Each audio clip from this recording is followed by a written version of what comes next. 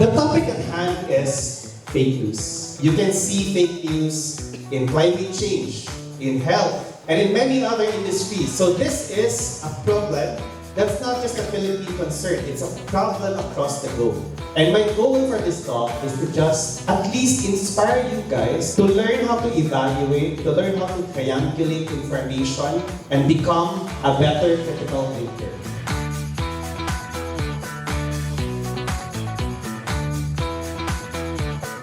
Why am I pushing for this advocacy? I want for every Filipino to become a digitalino. Meaning to say, pag pumunta ka sa social media, binabasa mo ang content properly. Hindi ka bigla-biglang nag-share just because you feel so strongly about it. You're self-aware. Alam mo yung biases mo. If you're able to do that, at the very least, you're better than majority of the Filipinos already.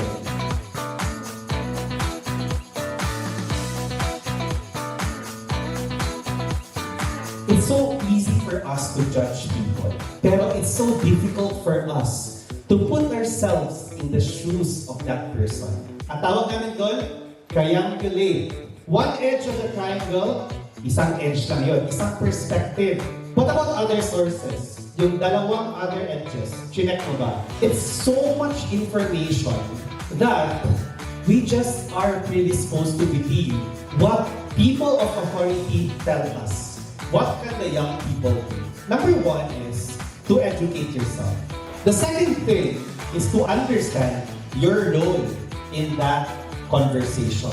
The way Filipinos think, ang galing natin mag-connect the dots pag mga entertainment materials. What if gamitin mo yung skills na yan sa ganitong bagay?